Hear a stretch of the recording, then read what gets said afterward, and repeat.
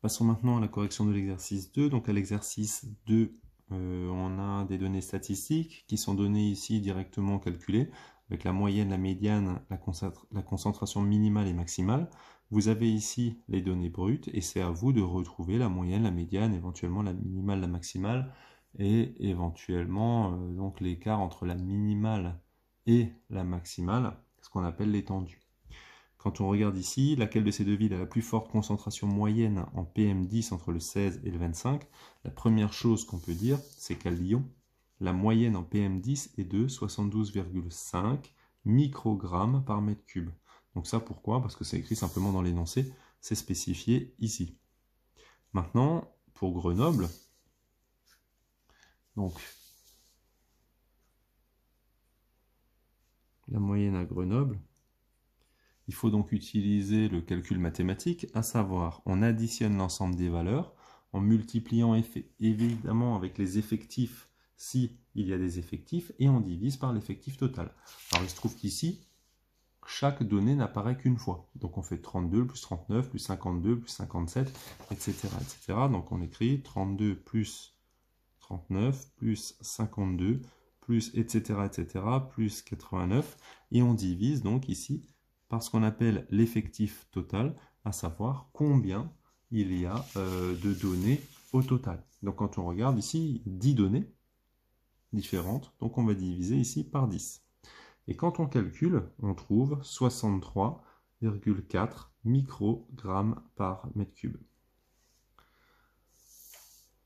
Donc ici, quand on a la question, qui a la plus forte concentration, on va donc comparer le 72,5 au 63,4. Donc comme 63,4 est plus petit que 72,5, on peut donc en déduire que la moyenne lyonnaise est supérieure à la moyenne de Grenoble. Passons maintenant à la question 2. Donc dans la question 2, on vous demande de calculer l'étendue des séries. Alors l'étendue, comme on l'a toujours dit, étendue de Grenoble, c'est la valeur la plus haute moins la valeur la plus basse. Donc quand on a là, on va simplement substituer par les valeurs qu'on a dans l'énoncé, donc 89 moins 32, et donc on obtient un écart qui est de 57 microgrammes par mètre cube. Maintenant, on va faire la même chose avec Lyon.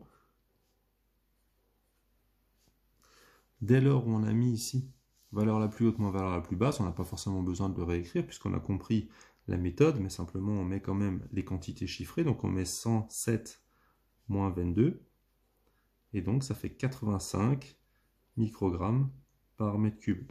Alors où est-ce que j'ai trouvé ces valeurs? C'est facile. Dans l'énoncé ici, on vous l'a donné directement ici, 107 et 22. Ici, il faudra fouiller dans le tableau pour trouver qui est la plus grande, 89, et trouver donc qui est la plus petite, et donc ici 32, qui se trouve à la première ligne. Attention ici, même si certaines sont ordonnées, toutes ne le sont pas. Donc il faudra quand même faire attention. Dernière question. Donc ici, on va quand même finir de répondre à celle-là. Donc l'étendue est la plus importante.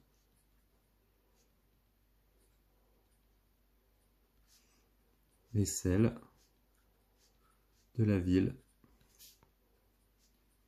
de Lyon. Donc ça signifie qu'il y a le plus gros écart entre la valeur minimale et la valeur maximale. Intéressons maintenant à la médiane. Donc la médiane, je vous rappelle qu'il faut penser tout de suite à arbitre. La médiane, c'est celui qui est au milieu. Il y en a autant avant et autant après. L'affirmation suivante est-elle exacte? Justifiez votre réponse.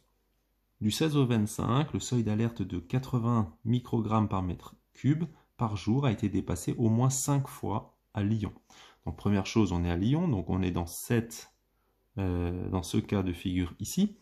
Quand on regarde, on a la médiane qui est de 83,5, on n'a pas les données, on sait qu'il y a 10 jours. Mais comme la médiane est de 83,5, ça signifie que sur les 10 valeurs, il y en a au moins 5 qui sont égales à 83,5 et plus, et au moins 5 qui sont égales à 83,5 et moins. Donc si il y a au moins 5 valeurs supérieures à 83,5 et plus, cela signifie que forcément elles sont aussi supérieures à 80 microgrammes par mètre cube. Ça fait dire qu'il y en a au moins 5. Donc là on répond à la question. Donc on écrit comme la médiane est de 83,5 microgrammes par mètre cube et qu'il y a 10 valeurs ou 10 jours, cela signifie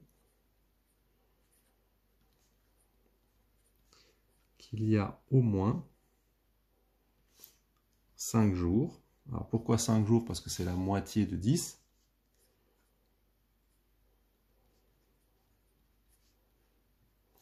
Où la quantité de PM10